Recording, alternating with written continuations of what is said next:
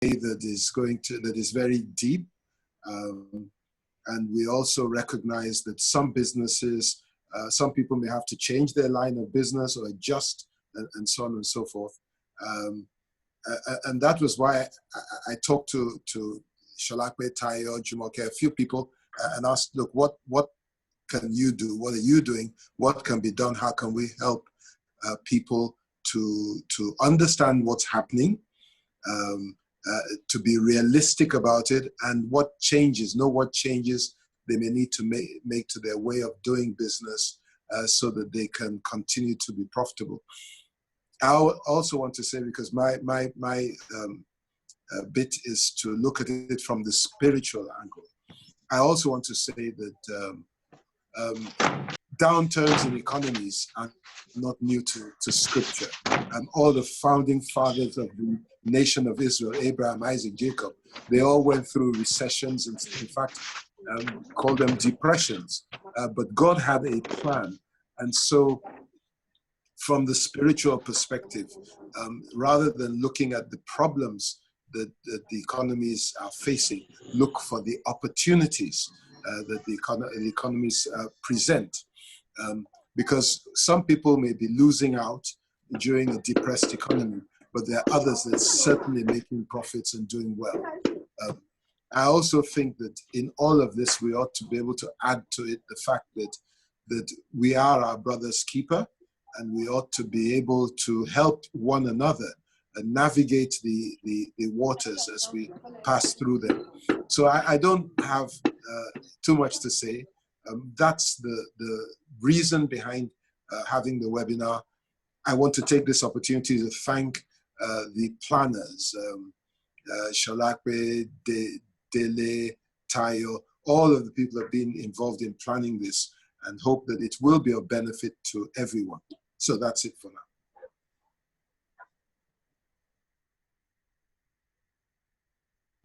Thank you very much, Pastor. I'll hand over now. Ms. Avi, you're kicking us off. Thank you very much.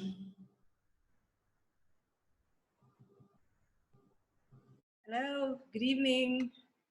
And I want to thank the organizers of this amazing program for the thoughtfulness and for not just thinking about it, but for executing the plan to converge entrepreneurs and thought-minded people to share the opportunity.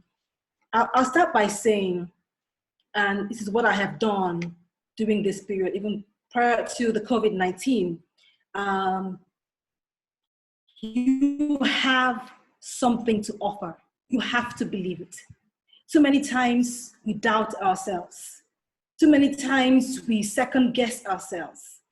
Too many times we analyze and reanalyze and keep analyzing. We think that what we have is too basic. Who would want it? So we struggle with that sense of doubt. We struggle with that self-doubt. So we write the proposal and we tear it up. We write a book and we trash it because it's too simple, it's too basic, it's too common. Everyone is doing that. You are enough. You have something amazing within you. That's where it starts from, that sense of self-belief. You have something to offer. You have something tangible to give. You have to believe it. So the first part of it is the entrepreneurial mindset. You have to rework that mindset that you have something good to offer and you are enough.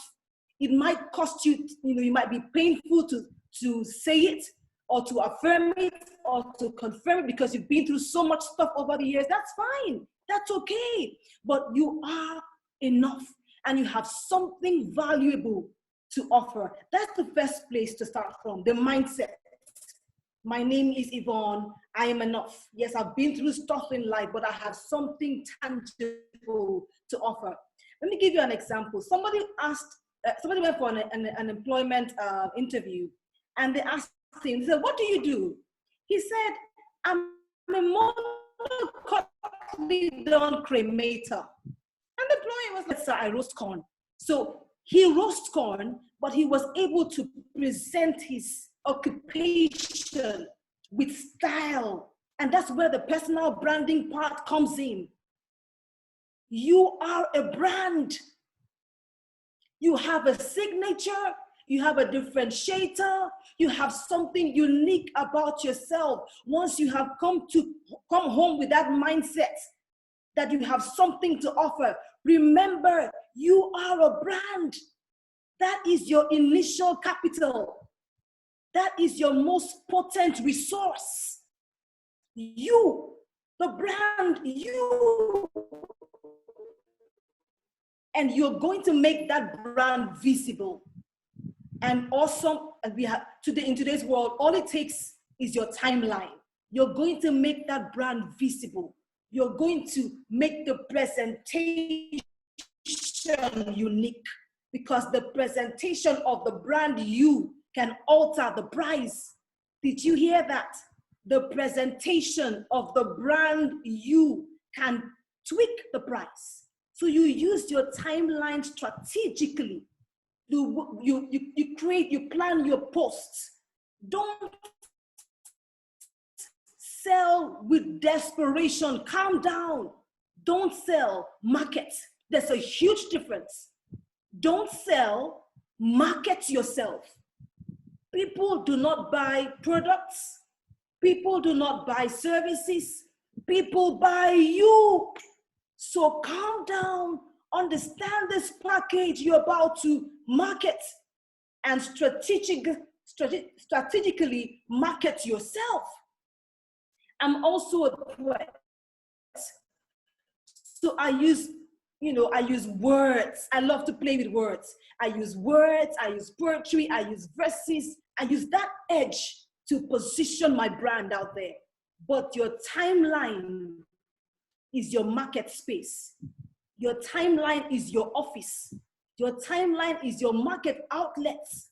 It's up to you. What are you going to say that would draw people to you? There are 7 billion on earth. 1 billion people visit Instagram every month. My goodness, that's huge. So you must understand the place of social media. People say, I'm too busy. Too busy for what? For social media? That's where the world is. That's not smart. No, you can't be too busy. There are 1 billion people visiting Instagram every month. Where are you? You've got to be in that space. And how do you sustain? How do you attract? How do you appeal to people, your target audience, without sounding desperate, without being forward? It is the content. Content is king. So you plan it. You have a timeline that is inexhaustible. You can post as much as you want to daily. It's amazing what people end up posting. Fun stuff, oh, amazing. Entertaining stuff, good. But you must position your brand to be visible, because people are looking for unique content. What will stand you out? What will differentiate you? What will make you visible? It's the brand. Your personal brand is your biggest asset. So stop worrying about, the banks are not giving friendly loans. Hey, hold it. Package yourself and present yourself to a hungry audience. What they want quality, they want connection, they want authenticity, they want you. You are enough. So you've got to understand that and build that stage, build that presence, build that brand, build that package. Why? Stakeholders are observing you. Oh, they are everywhere. They are investors, they are potential employers, they are colleagues, they are observing you. And guess what? They're not asking you anything. They're checking about you. They're checking online. They go into Google and type in your name, Yvonne, Ebby, you want to share about. That's what they're doing. They are not going to ask you a thing. Unfortunately, the interview is already being conducted. There's the interview before the interview. Oh, yes. So they go on Google. I wonder what they find when they check you out. Because you're not there to defend. They say, oh, well, actually, that was not. No. I wonder what they will discover about you when they put your name on Google. That's the new resume. That's the new proposal. That is the new business plan. So before I know you have an office in Lekki. That is so inconsequential today. People around the world, I call them stakeholders, they are sizing you up. You might want to say they are unfair. Wake up and smell the coffee. They are checking you out and discovering what manner of person is this. So you cannot allow your online life, you can't leave it to chance. No, you've got to be intentional. You've got to be deliberate about what people will see about you before they get to ask you about you. People are constantly drawing conclusions about you.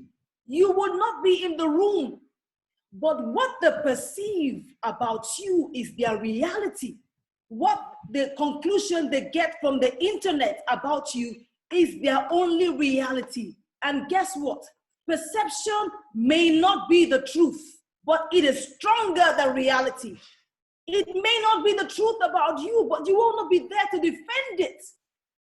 What they perceive about you is what they're going to stick with about you. So you've got to be sure that what they're perceiving about you, you've got to be sure that what the online world reveals about you is really you.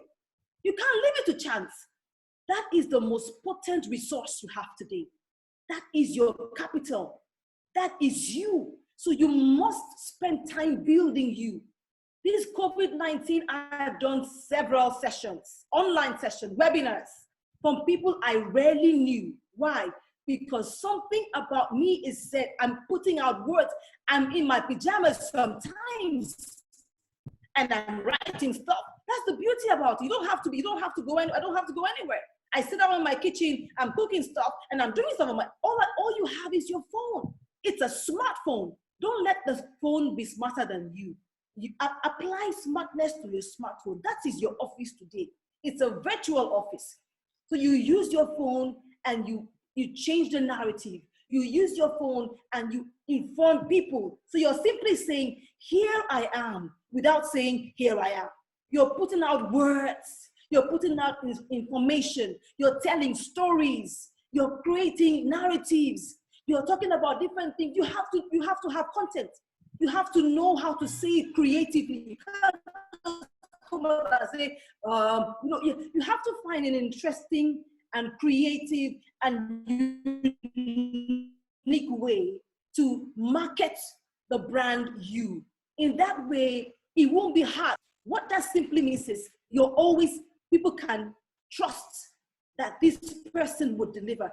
I'm not saying you have to be a nice person. No. I'm not particularly nice, but I don't have to be. I'm simply saying that your brand is your promise to the world. And you're not there to defend that promise. But people have already drawn conclusions because they've been watching your projection over time. And they can tell that this person is like this. It's very important. And that person is who you are. You're delivering that brand. That's what will make people want to, when they think about something, what comes to mind? So you're walking your way into people's minds, top of the mind. So when they think of someone who is, thinking about an entrepreneur who can come and speak, they remember you because they've been seeing your posts. It's been consistent. It's been regular. You've been talking about pretty much, you've been delving on the matter for a while. You seem to be an authority in that matter. So they call your attention to it because you, over time, without even realizing it, you've proven yourself. You are credible in a particular field. So when they're discussing in your absence, your name pops up. Why? Because you've been visible. You've been intentionally visible. You've been consistently visible. You've been deliberately visible. And not just visible, showing off nice stuff. And that's a great thing. It's showing off the content you are. Because if you just show off the nice clothes, when they come face to, what will they find?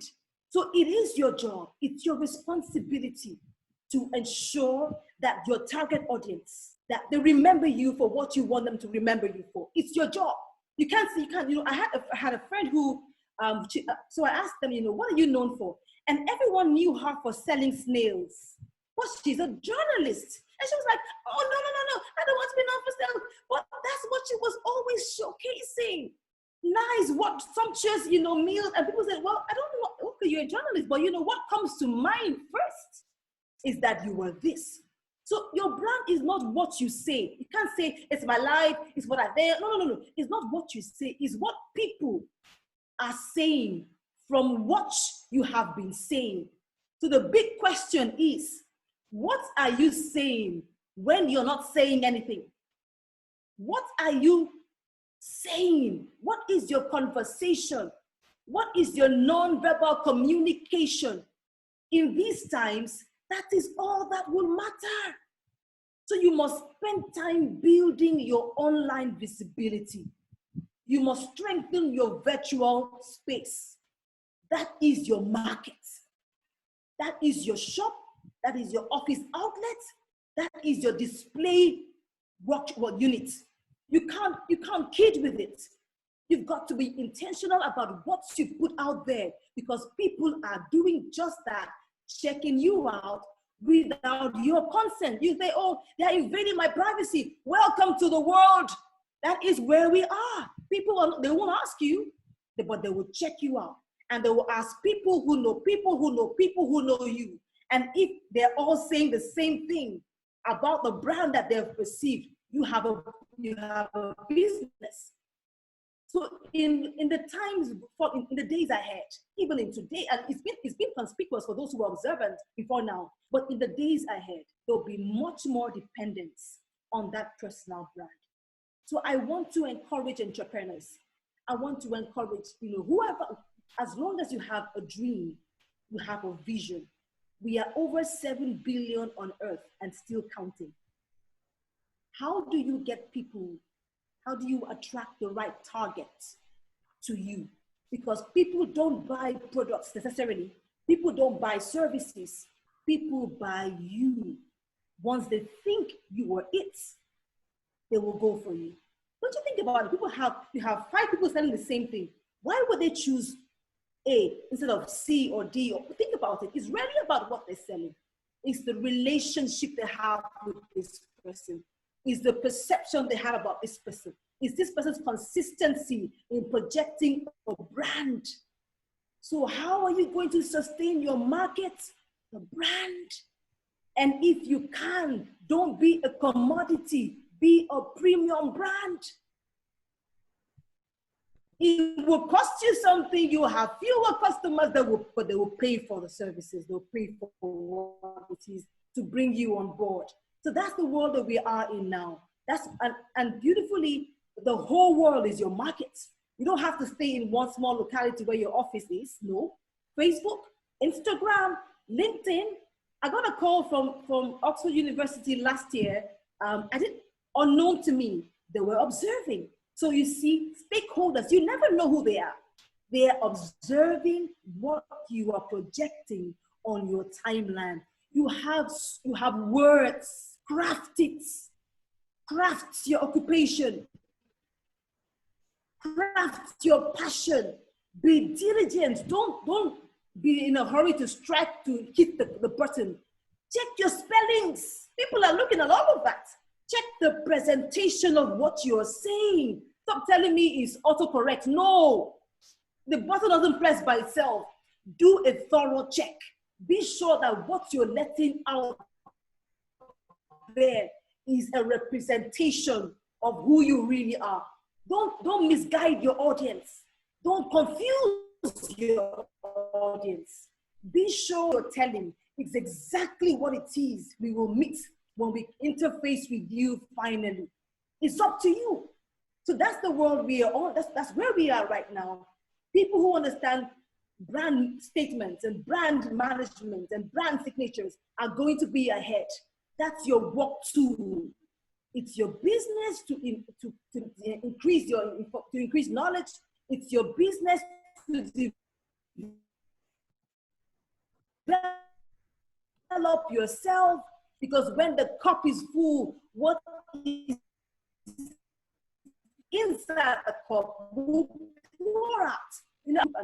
When Samuel went to anoint the king to replace Saul, when we saw Jesse's first son, he was going to anoint Jesse's first son, but God said, don't do that.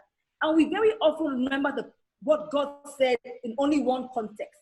God said, don't anoint the first son. It's because the man sees the external, but God sees the heart. So God said, man, you are dealing with human beings on earth. Men don't see no heart. Men see the external. Men see your timeline. Men see your posts. Men see your comments on a post. Men see your brand. So why don't you take advantage of that? Men are looking and men can see. And based on what they see as humans, they draw conclusions about your personal brand and make decisions that can make the profession, that can mark your profession, the market, that can take you further or keep you where you are. So it is important to invest in these days of knowledge and days of information, to look at the right information, to gather the right information. It is important to invest in this personal brand called you, so that when you're projecting something, people can align with it. Your target audience can find you. There are no confusing or conflicting signals. You say you are this, and when they come in touch with, when they come in contact with you, it is exactly what you said you are. But beyond all that, what you're doing is making you the top choice, top of the mind. They're getting to, they want to choose you because they have seen you over a period of time, consistently sharing knowledge and sharing value and giving information about a particular thing that will be of benefit to them. So they choose you and they pay for it. I sit down in my house in my pajamas and do WhatsApp sessions and get paid for it. Think about it. In my kitchen, I sit down in the comfort of my house. I'm not going anywhere. I don't have to make up. It's WhatsApp, hey. I'm wearing my pajamas. I don't have my hair done. But before even I start the session, I have been paid. What could be better? So those in the knowledge industry, whatever industry you are, package yourself. Don't be a corn seller. Tell them that you are a monocotyledon cremator. And when they ask you what that means, tell them with style and panache, with some finesse and swag, that, by the way, I roast corn. So create a narrative that would give your presentation an edge, that would give your crafts an edge. You have to learn the skill. You have to learn the fine art of marketing yourself in today's world, because people have choices. But what will make them see 1,000 people like you and choose to stay with you is that differentiator, that signature, that unique selling proposition that tells them this person knows her onions and is good to go. That's what I've done this season. I've done all of that and I've seen that it works. And I want to encourage people, don't be dismayed. Don't be afraid. No need for depression. No, don't be distressed. You are good enough. You have everything it takes. And you can become all that you were made capable of being. Don't despise your gifts. Don't think it's ordinary, it's common, it's basic. It's not. You have everything you require. You have everything you need. You have everything inside of you to share with the world for a price. I'll end by saying one last thing. You know, your personal brand is directly proportional to your perceived worth. People don't just pay you what you ask for. People pay you what they perceive you are worth. So you must work on that perception and ensure that what they pay you for is what you're worth. Perceived worth, crucial. Thank you so much. Thank you so much. That was extremely powerful.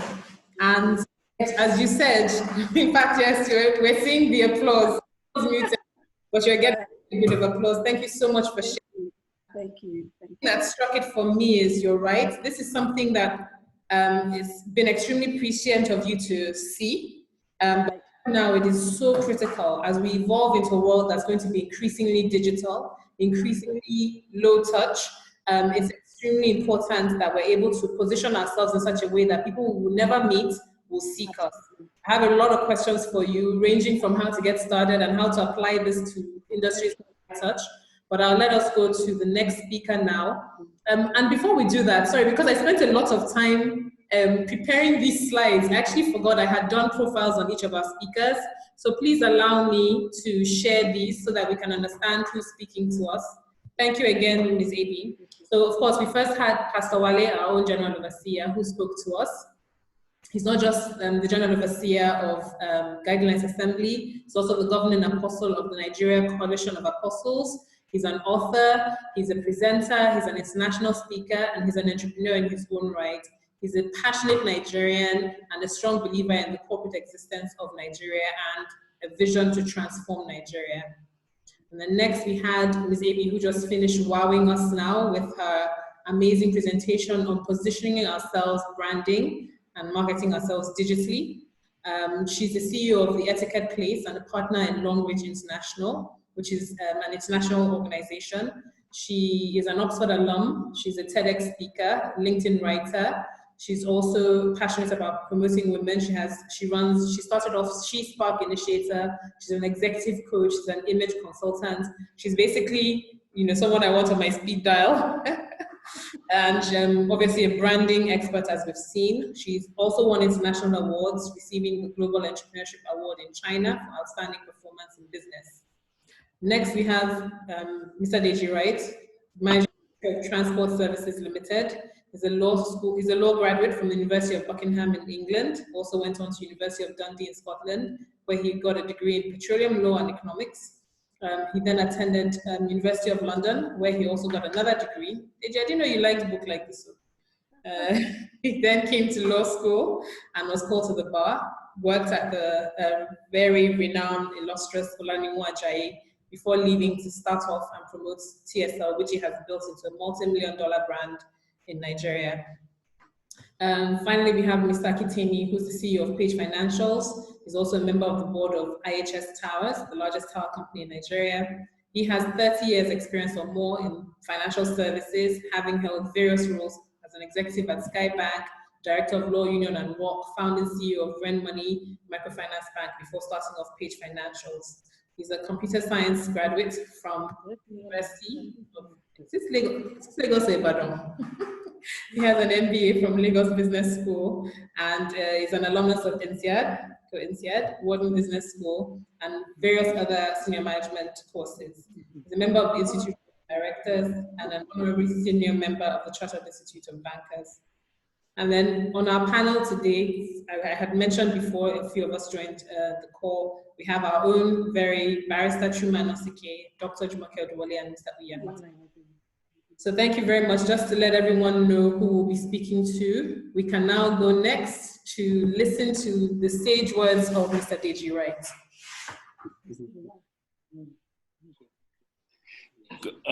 Good evening, everyone. Good evening, everyone. My name is Deji Wright. Thank you so much, Sholakwe and the Economic Empowerment team for inviting me to speak. And I've been told to just talk about what our experience has been running a business through this challenge. To be honest, I've been racking my head, what should I say? So I'm just going to share what our own experience has been the last, should I say, 5 6 into what Ms. Abi said, I've been trying to be optimistic and to be full of hope.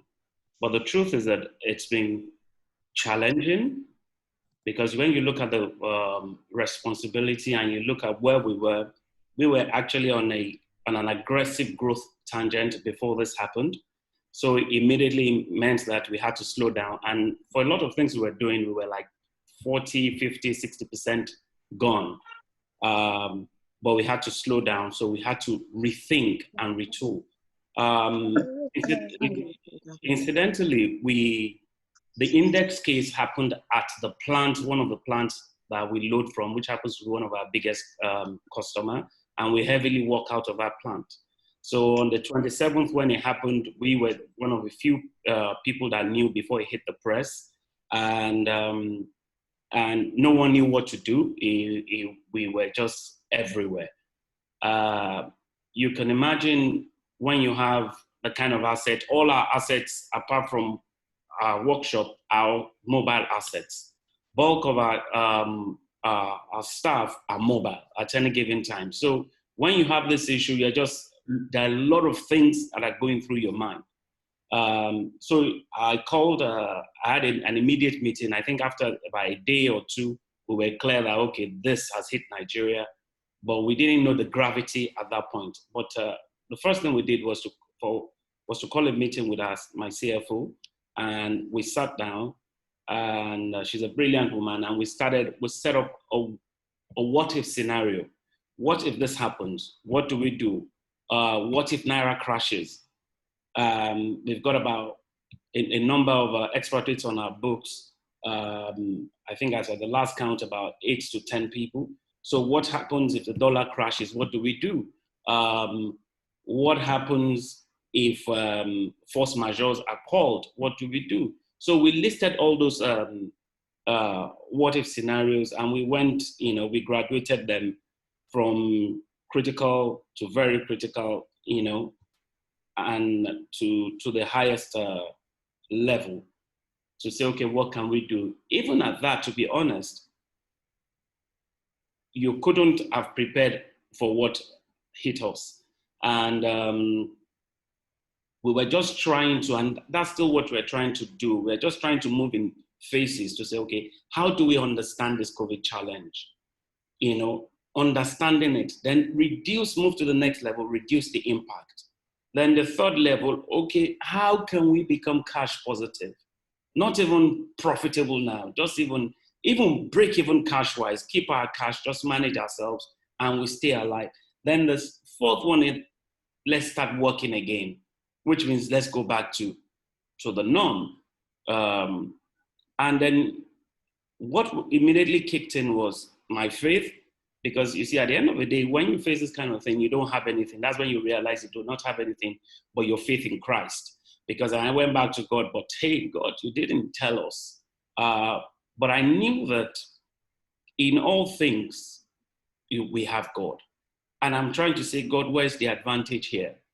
So the next thing we did was to sit and look at our business continuity plan. We had one in place. How do we trigger it off? We triggered it off. Then the next thing we did was to set up a COVID-19 incident team.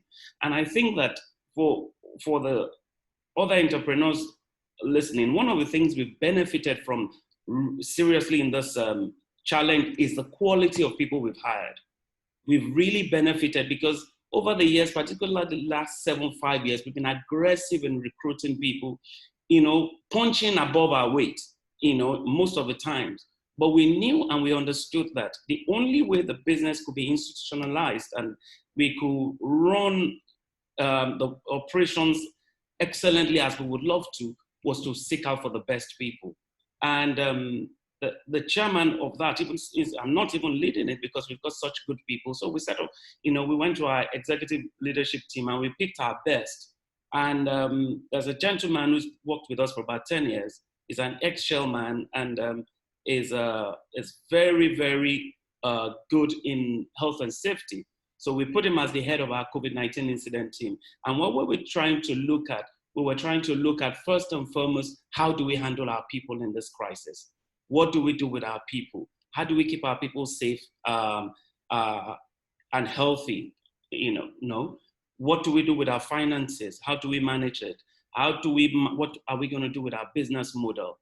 Because we know that our business model must change. What do we do with our ecosystem, our customers, our suppliers, and our partners?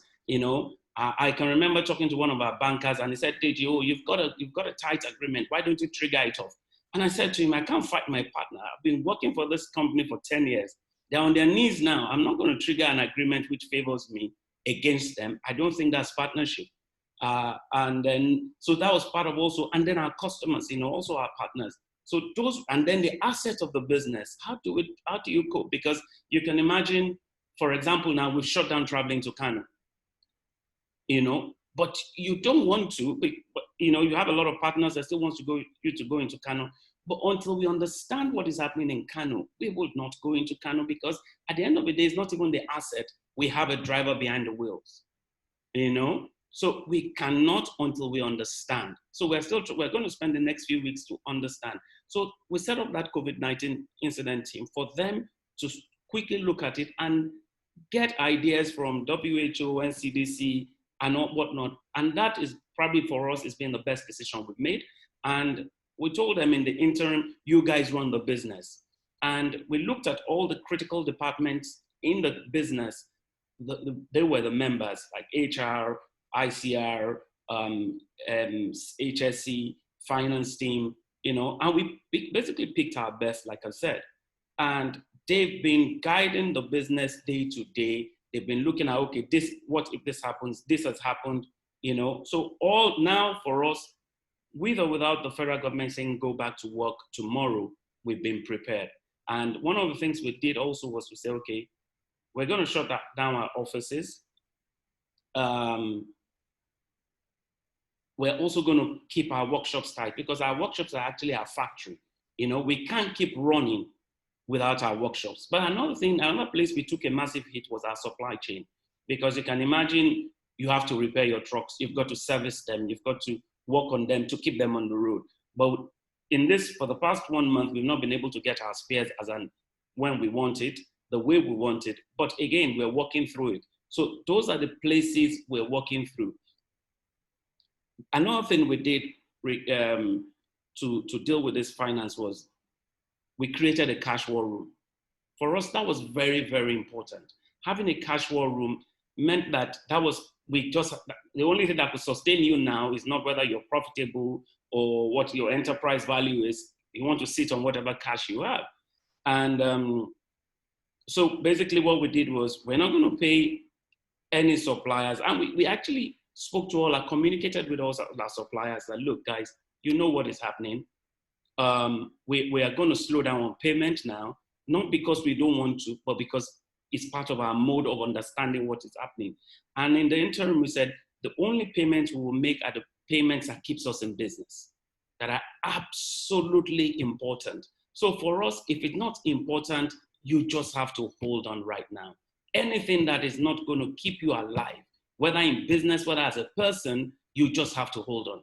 That's our own opinion. And we did that. Then we also did a cash flow projections. We did the worst possible cash flow projection, that what if this happens? What if that happens? And for the first week of lockdown, we were almost at zero revenue. Because what happened was, typically when you work for big multinationals like we do, majority of them went into force majeure situation immediately. So they triggered the force majeure in our contract. And our business model was always have a 5 to 10 year contract with a good and strong counterparty. Then we fund the asset based on the back of that contract. Then we run. So if that suddenly your business model became faulty, because the so-called strong counterparty that has held up for some of them 17 years contract, some of them 10, some of them 8, suddenly are pulling a force majeure like we've never seen before. And so what did we do? We said, okay, we managed the ones we could manage. Then they started asking for rate reduction. So what have we done? We just said, okay, pull our assets out. For example, I don't want to mention the name of the customer, pulled the force majeure, that was our biggest customer. And we looked at the asset and we said, okay, gentlemen, the first week we took a hit. By the second week, our commercial team went into full-scale marketing. Everybody, myself, everybody in the executive leadership team went into full-scale marketing. Then we diverted our assets to the port. You know, we had people that wanted to shift containers. They also saw it as an opportunity, because now the road in and out of the port, well, the roads were quieter. We could move in easier into the port and come out. And God's so good. And this is the God factor, because I think preparation would always meet opportunity, as I say, but I believe that as children of God, once we're prepared, God would always make a room. And I want to share this, that look, we're still in the mode of reducing the impact. You know, that is the mode I believe majority of the businesses are save for very, very few businesses in the land.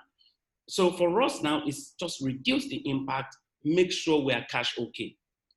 We diverted a lot of our assets to ports. Ordinarily, we avoid the ports. We've diverted a lot of our assets to move a lot of empty containers for people that had empty containers sitting that they couldn't move before now because the ports were blocked. So we're moving those massively. We also moved our teams. We opened up our website and we started talking to people individually, because don't forget, before now, our business model was always attached to a contract.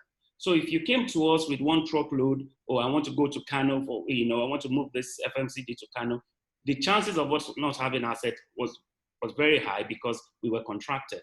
But now we started moving for individuals who needed trucks badly. And we also had an advantage because we were somewhat organized. All our competitors, papas and mamas, were not available. They couldn't react so fast. So we actually moved into that space. And also, we saw another area that there was shortage, and those guys wanted to take maximum advantage of the situation. And those were people in food and agriculture and allied products. We saw that they wanted to move. So we started calling and started renewing our contact with them. And in fact, they saved the day. If you take, for example, we move a lot of jet fuel. We have a particular client that we move their entire jet fuel for them. We had zero loading. No planes were flying, so who were we moving jet fuel to? Petrol crashed to like 10% movement. And we also have a lot of that in our portfolio. So agro and food businesses, we were calling them up and we were moving our asset, remodifying it, and taking advantage of that. So that was what we actually did, looking at our model and say, okay, how can we tweak our model quickly and become a spot hire business? And in the process, we've seen that we've always known the market is there, to be honest, but the truth is, the way we finance assets in Nigeria and the banks don't really understand our business, so which means that you can only finance on the back of a contract. But the opportunity we've seen now in the market is we've got to tweak how we raise finance. We've got to think, and I'm sure God will give us the way to think of how we finance our assets so we can take advantage of the retail customers which are there. What else did we do? We also went to our bankers and we said to our bankers, guys, we are partners. Most of our bankers know us very well, and we've partnered for many, many years. And we call them, look, things are not as good as we would like them. What can we do to refinance our positions? Even though our situations had not gotten there, but we knew that for us to be proactive, if we're proactive, it will make us stronger. Because for us now, we found ourselves in this position, we are not thinking the current. We just see there is a war now. We are strategically moving out into the current to the future, knowing fully well that if we start with our bankers and we restructure our existing exposures, it makes us stronger in the next 90 to 120 days. Then we can start taking positions whilst our competitors are still looking at what they may do. So we also do that. We took a position with our bankers. And one of the things we did was we were transparent with our bankers. We're transparent. These are the challenges. This is what we're doing to sort it out. And we kept the communication lines open. We kept it open with all our customers, even the ones that were in force majeure, constantly talking to them, what can we do? How can we move? And also, the health of our people was very key. Immediately, all our drivers, we made a decision on what to do. Where do they move to? Purchases of masks, hand sanitizers, water bottles to wash their hands at every turn. And also we looked at international best practices. You know, what were the best practices? What our competitors all over the world, what were they doing? What are they doing to fight this challenge? And we started taking learnings from there and implementing the one we see fit and we deem fit is we can plug into our system in Nigeria. And those are the things we have done, and we're still doing it. And also, like I said, we closed up our workshop. We housed all our technicians, the ones we could. We got a cook for them. So they've been in there for 1 month. Nobody can come in, nobody can come out. So basically we've screened them, they're healthy, and then we are paying them, almost double what they would normally earn, so that the few guys behind the scenes keep the lines going. Because we know that if we open up our workshop, we've got about 200 technicians. If you open 200 people up going in and out, there would be problem. So we took our best and we kept them, and we're housing them in the same place. And so far, so very good. And we've decided we're not going back to work for the next 2 weeks. We want to see what will happen, because our business continuity plan is holding up. Even before we were locked down, we've moved to shifts. We started working on shift. We started working remotely, because we knew that the only way you can reduce this thing in the interim, whilst you understand what is going on, is social distancing. So basically, that's what I can remember that we've done. Thank you very much, Alaki. Amazing. Thank you so much. I was a bit concerned. I really didn't know how such an asset-heavy, high-touch business could basically weather the storms. But this has been extremely insightful. I have at least 15 points here about just the amazing innovations that you did, and we can see the lawyer in you coming to anyone else would have thought of looking at contracts for force majeure. They were shocked when it came at them. So thank you very much. I'm sure that there will also be a lot of questions for you. We've talked now to the digital businesses and flexible businesses. We've heard from asset-heavy manufacturing. Now it's time to move to everyone's favorite topic, money. So without further ado, Mr. Kitemi, Financial Services, to come and share with us what has happened in that space and how they've been able to innovate. Thank you, Shalakwi. And I want to say a big thank you to Guiding Light Assembly for the invite. It's a big honor to be here.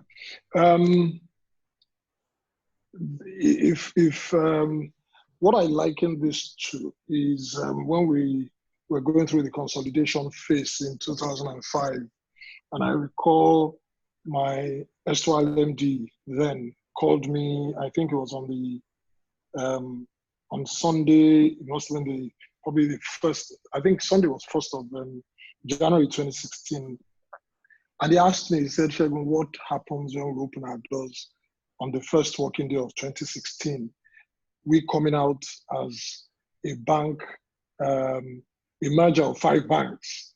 Now what's going to happen?" And the truth is that I just told him straight away to his face that there's no manual that teaches you how to behave or what to do.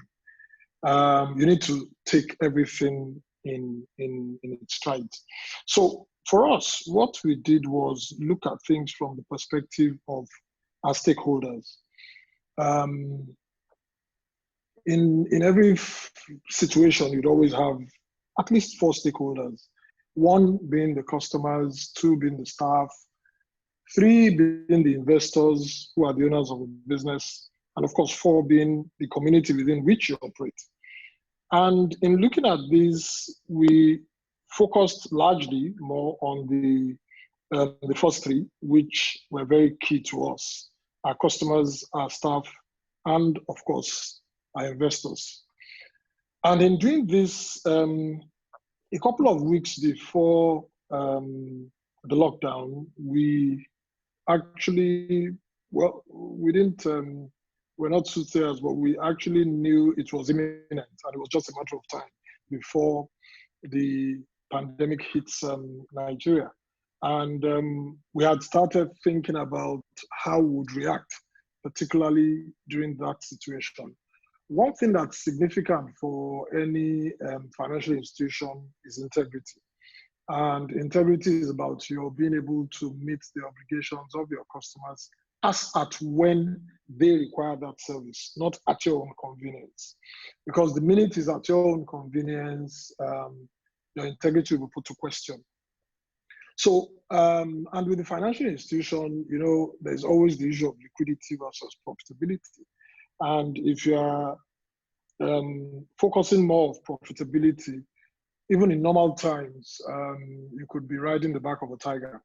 But we had to say liquidity has to be our focus within this period. So, of course, the issue of integrity, one of the major things we did was to ask ourselves that, look, our customers going to be needing service during of course, after the 2 weeks lockdown was announced. And we knew that was going to happen. So what we did was we identified about 15 of our staff who had roles that had a way of impacting on the customer, from operations to risk management and across board. So we identified 15 of them, and we got a doctor in to run the COVID test on them. And we actually locked down one of the guest houses in Ikoyi here, which had about 8-9 rooms. And we locked it down. Of course, they were already shut down by then. So we decided to take the place, and it was a source of joy for the owner, because he would have just locked it and left it empty. So we took the place, and we also took the services of his chef, who was mandated to be making breakfast, lunch, dinner for the 15 people. Now, the roles were diversified to the extent that they were able to actually perform a variety of tasks and initiate transactions on behalf of the customers. We had internal control there also to be checking and cross-checking. We had technology there. We had like 3 different internet service providers directing traffic. Then one of the things we've done from time is also to be more dependent on the use of technology. So even our switchboard was VoIP based. So we redirected our switchboard to that same location. And we named the place Big Brother House. And we had one of our staff, one of our very senior staff, who was head of house. And we started running business there 2 days before the lockdown commenced. We had shifted our operations there. And what we also did was to identify some strategic staff who were going to serve as backups to the people in the house, and who were going to be operating from their respective homes. So what we did was to ensure we provided VPN networks for them in their respective houses. So they could actually, for instance, a customer does a chat on our mobile app, they can actually see it and respond if the people in the house are busy. And of course, we were having daily meetings with all the seniors at 10 o'clock and 5 o'clock in the evening on a daily basis, primarily to review liquidity, to review a host of other things. Now, of course, naturally, in this kind of situation, you'd expect a lot of people will panic. There was a lot of panic in particularly the first 1 week. I'll tell you, we had a lot of customers terminate their deposits, terminate their funds with us. And they were utterly shocked at the fact that we were able to actually move their funds to them, some within an hour, some within 2 hours, some within minutes, and we're able to provide their funds to them. Now, what we realized was that a lot of them didn't actually need the money, but it was that uncertainty that was being created. But the fact that we could deliver, it got to a point after, I think, the first week, and they got the money, and the money was just sitting somewhere, not generating anything for them. More than 3/4 of those monies came back within 2 weeks. Now, one of the other things we did was that the people in the Big Brother house were supposed to run for the first 2 weeks, which was our plan. We had another 14 people outside ready to replace them where there was an extension. Of course, at the end of the initial 2 weeks, and the president announced again there was going to be an extension, we spoke to those in the house if they're ready to go home. Not one of them was ready to go home. They had actually developed a bond of friendship, and I think more importantly, a working environment. And one of the things we realized was that our processes was totally refined and it was largely driven by probably the constitution of the team. So it was such that it wasn't as if you had one department here, one department there. No, you had a hybrid of all departments. So we named them clusters. So we realized that actually working as clusters, as against working as independent departments, actually creates an unbelievable synergy, because our processes has been totally transformed. So for us, like I said, liquidity was very critical. And what are the things that drive liquidity for an institution like ours? 3 of them. 1, your ability to collect on your loans. Of course, it drives liquidity. 2, recovery of bad loans. And 3, also is the funding, which is the deposits. And for that, what we did was we have about probably 60 to 70% of our workforce in our sales team. And because we had taken a position that we weren't going to be selling loans during the lockdown, because historically and data has shown over and over again, particularly in the last 20 years, even locally in Nigeria, that loans that are sold during such a situation actually a large percentage of it end up being bad. So we took a position not to sell loans. So we directed the focus of everybody to collection, recovery, and of course, driving funding. And for us, we felt liquidity was very critical, particularly in anticipation of the opening of or the completion of the lockdown period. Another thing we did, which was critical, was communication. I was sending mails to staff every week, and I was sending mails to customers every week, to the extent that I was able to carry everybody along on what we were doing, how we were doing it, and what the expectations was from whether it's the customer's perspective or the staff perspective. So that's very critical. Again, we kept telling ourselves at every meeting at 10 o'clock and 5 o'clock that, look, we must ensure we derive benefits from this lockdown. So it was about what are the things we are going to take away from this lockdown. And of course, the Big Brother house was because when we have meetings, every meeting, the head of house actually makes a presentation. That's where we start from. And we're able to understand and as a responsibility, every senior management had to gather learnings from it. So for us, it was a rethinking period. It was a period for us to re-strategize and reposition ourselves in terms of what we want to be doing. It was also an opportunity for us to hone our skills, particularly skills that are critical for survival, skills that are important for growth of the organization. Overall, again, we also had the opportunity, of course, we communicated with our stakeholders, which is customers, staff, and of course, we also have bankers, so we never left our bankers too. And for our bankers, I think they were shocked at the fact that our account activity was just continuing as usual. So it was almost as if we were not impaired at all. Now, of course, in the last few days, I would say the last 1 week, since the announcement of the back to work on Monday, we've also taken a very strategic position to ensure that we are fully prepared. Because now we've been able to learn how to serve customers without physically interfacing with them. So it's to now take it to the next level, to ask ourselves, so can we actually even continue? So if at all we're starting business tomorrow morning, we're opening our doors tomorrow morning, we don't even probably need more than 10-15% of the workforce at work.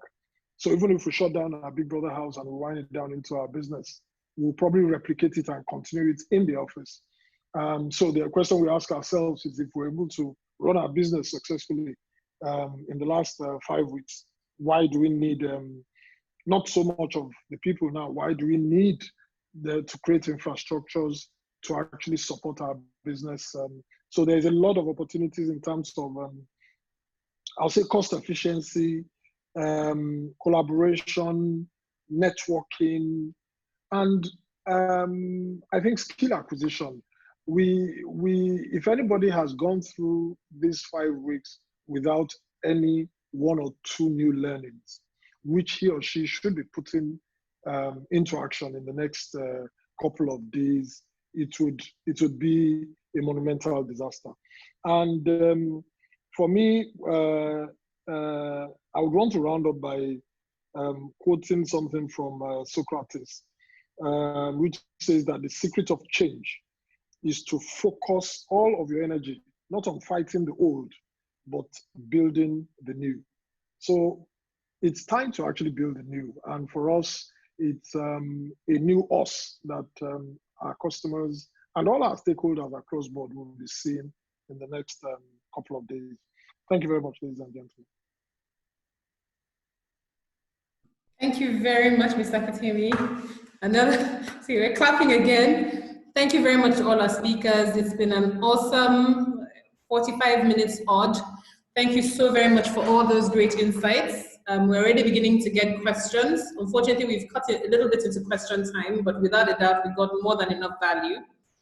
So at this point, I'll leave it free for all to, or well, it won't be free for all, but all the panelists and speakers should be ready. So I think the first question we have will be for the financial services people. And I think let this go to Mr. Kitemi and Dr. J. And maybe Mr. Akpata would like to chime in on it. Borrowing may not be the right step to take during this period, but this person would like to raise equity investment in a startup. How do they go about this? And is there a more creative way to get the business started without it being an equity raise? So we'd love to hear your perspectives.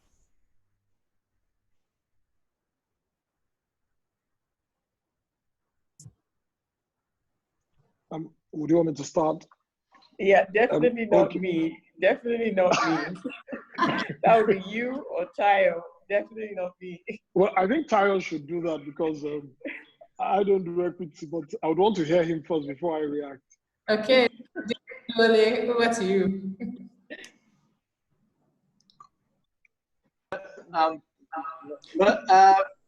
Good evening, everyone. I think the issue at this time is essentially the quality of the business or the project.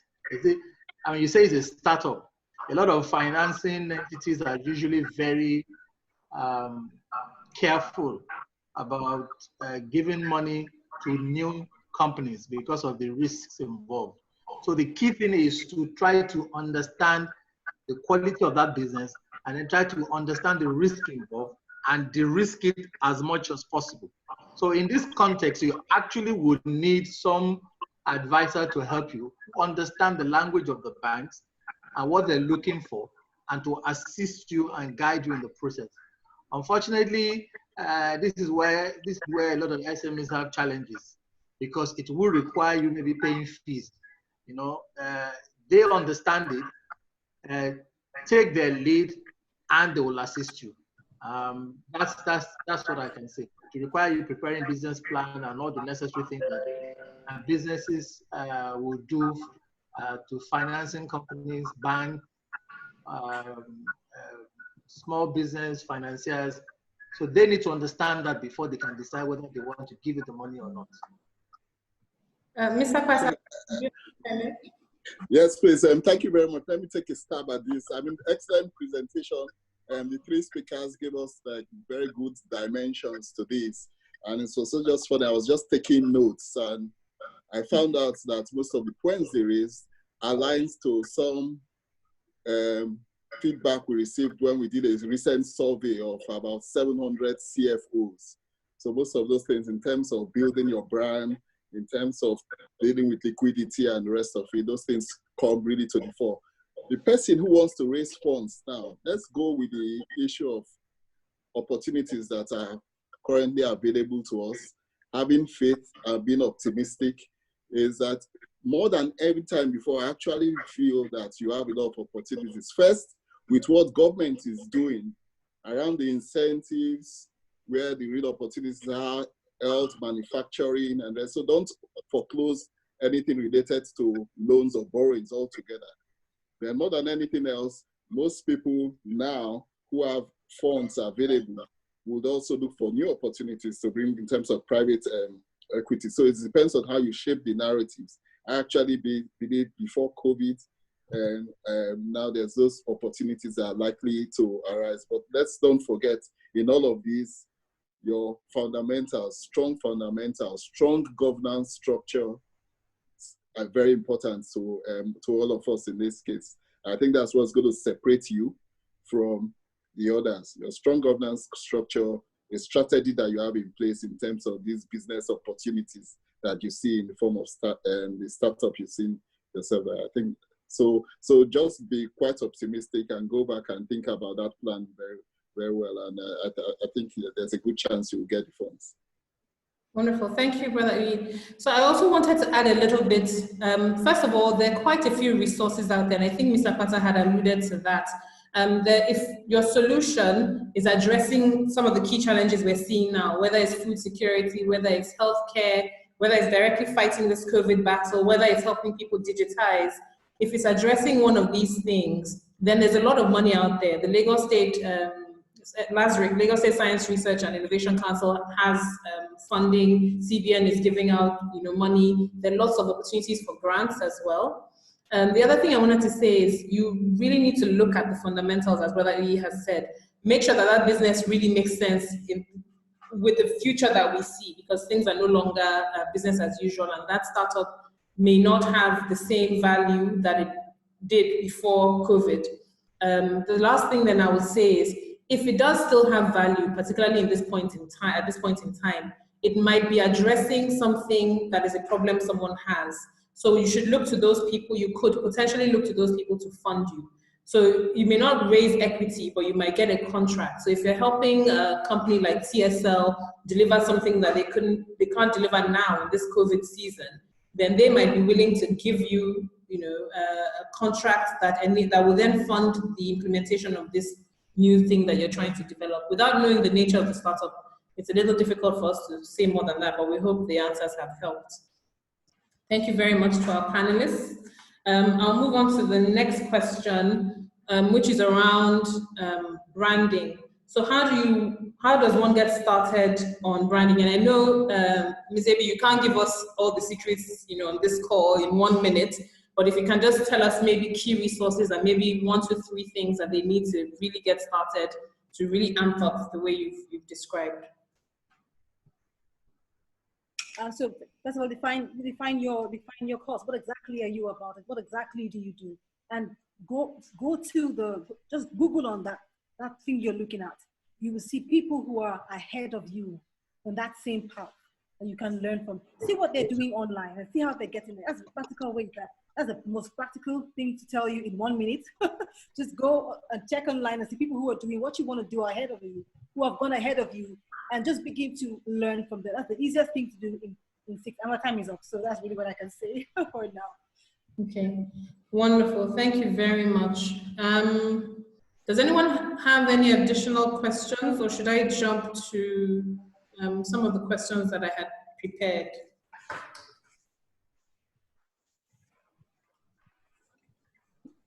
I think you can go ahead. Okay. Sorry, now I have to find where I wrote it on my tiny piece of paper. So I wanted to ask, I think maybe I'll send this to Brother Chuma, just to ask around the legal side of things. What are maybe a few things that maybe our panelists might not have mentioned that businesses, particularly small businesses, can look out for, or how to protect themselves in this time? Yeah, I'm struggling a little bit. I'm trying to, can you hear me? We can hear you clearly. Oh, you can? Okay, good, because I can't, my picture seems to have frozen. All right, first of all, excellent presentations by all 3 speakers. I think they highlighted, well, various aspects of, first of all, the crisis around the COVID situation, and then post-COVID, what the opportunities are, and so on. Now, as far as legal issues go, we've had one recurring theme. We've got a few calls in the last 2-3 weeks. Workers' remuneration. You know, this same old argument that if people are not, companies are saying, look, we're not making any revenue, we're not making any income, why should we pay either a full salary or some percentage of a salary? And typically, my advice has been that, first of all, it depends on your terms and conditions of employment.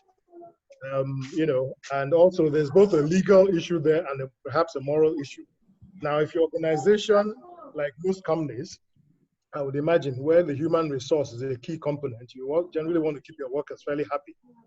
So my advice has been, typically, if you can afford it, at least for this month of lockdown, try and pay as much as you can, anything between maybe 60 to 100%.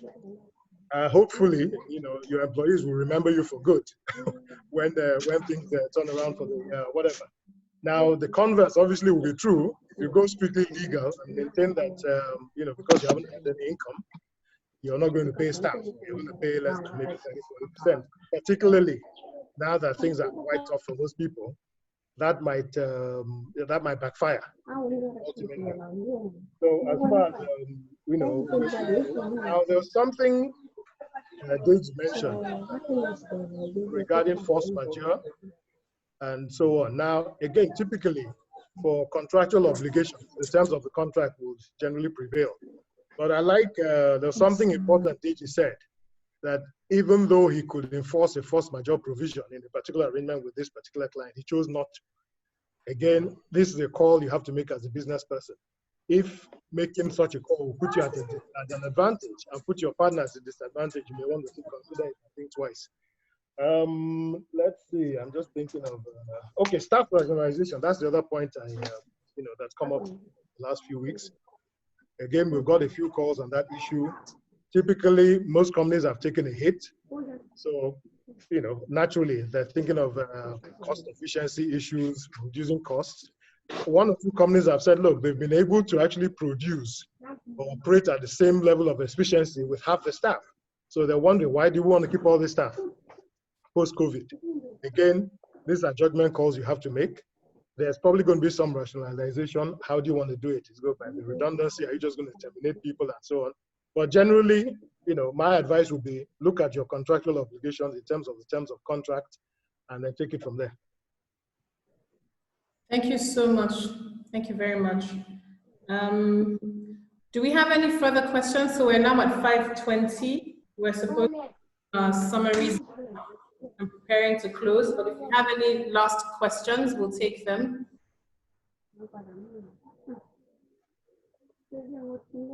Okay. So at this point, I think, Pastor Alexa, that as Christians, when it comes to the subject of staff, we have to be our brother's keeper. The Nigerian worker has, for many years, been dealt a poor hand, and so that we should err on the side of maintaining our staff and keeping them as under the best terms and conditions we can manage. Obviously, if nothing is coming in and everything keeps going out, you have to make a judgment call. But let us as Christians be our brother's keeper. Thank you very much. Sorry, may I just jump on that too? Because it's a very valid point you've made there, Pastor. And I think what happens here is for companies such as this, preserve your greatest assets. And for most people, it's our people. Whether you're a manufacturing company as they is doing, or even professional services firm. Because what we are saying here is, and you find out from that same survey I referred to, most people are actually thinking more about their people, the survival or the safety of their people post-COVID. And I think that just aligns to our Christian beliefs that we must take care of them. So I personally, the solution when I see people have taken some immediate actions, even as early as March as it relates to reducing staff salaries without being optimistic and looking forward, as it were. Because if you're running your business properly, you should be able to run with about at least 3 months working capital. But ultimately, for such people, I'm optimistic that there will be more people coming to work when the opportunities crystallize in other areas. All we need to do is to upskill ourselves and enhance our personal brand. So, by God's grace, in the not too distant future, everybody it will be positive net gains when it comes to jobs won or lost. Thank you so very much. It's now 5:23, so we have 7 more minutes. So I'm just going to hand over to Pastor Wale to close us out, sir. Thank you.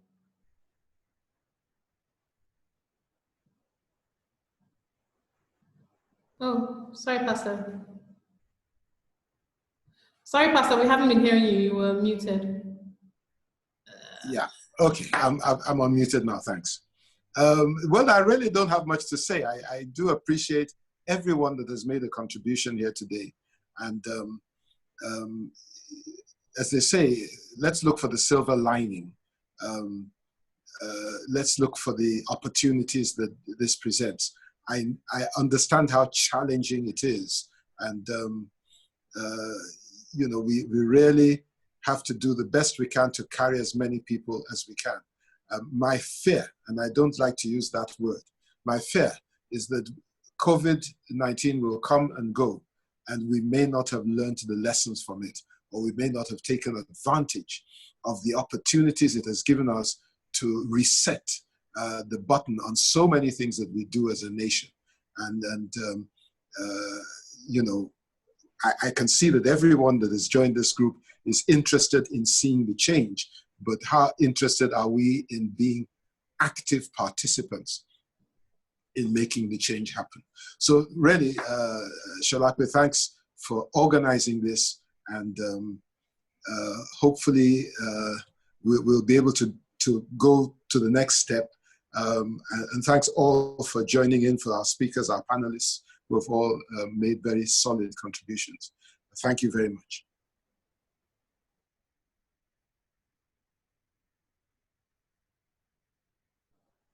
Thank you very much, Pastor. You were supposed to do a closing prayer for us, just so we go. Okay, can I delegate that responsibility to you, Shalakwe? Oh, I can never say no. So. Okay.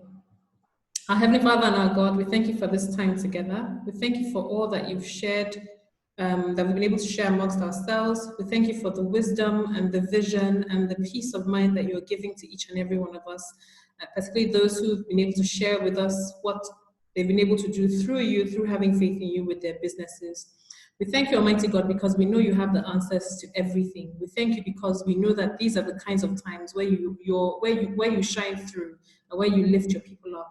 We pray that you help us to hear all that it is that you're saying to us, so that we can learn from it and take it and do it. Pray that you help us to trust you, to work not with the spirit of fear, but with the spirit of power and of love and of sound mind, to apply that to all that we do, and to take these lessons and to use this time not just to progress ourselves and our businesses, but to progress your purpose, Almighty God, to showcase what you're doing with your people in the world and to help your children. Pray you be with each and every one of us. You strengthen us. You be with those of us in Lagos as we go to work tomorrow. We pray that your will be done concerning this, Almighty God, that you will bring peace in our land and you bring a swift end to this pandemic.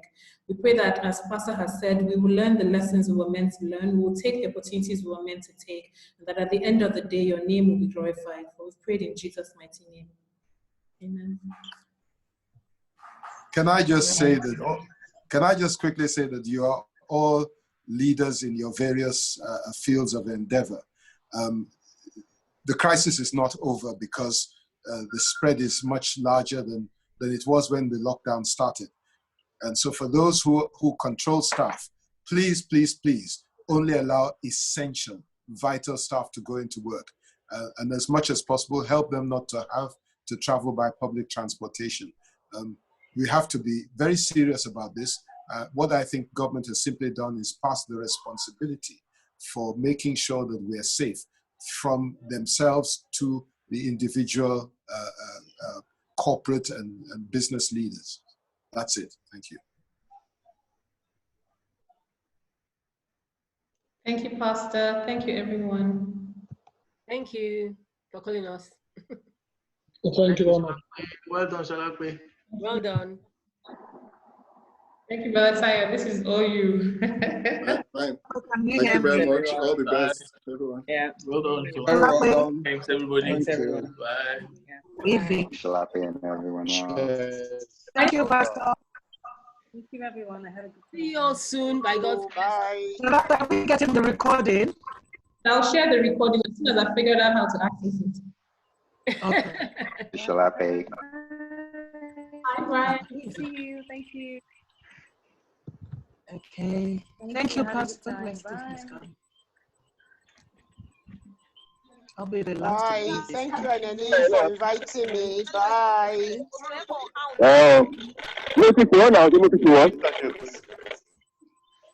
This is the social. Hello? I don't know. No, no, maybe 30 minutes. No, go to the one now. Go to the one now. One of the online, the online is not saying down is just moment, going to just play moment.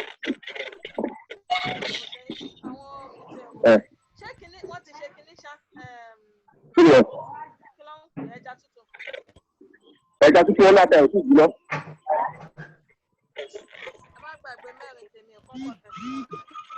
Tí wọ́n sọ pé tí ìlú tẹ́lẹ̀ sí orúkọ tí ìkọ́kọ́ ìlú ìlú tó ti wà yìí.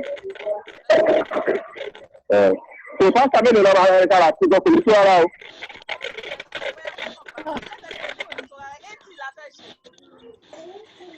Ọ̀gẹ̀ làbẹ́ ṣe kiri ni 80. Ẹ̀fọ́ ẹ̀ ní 80. Àdúgbò ṣébí èyí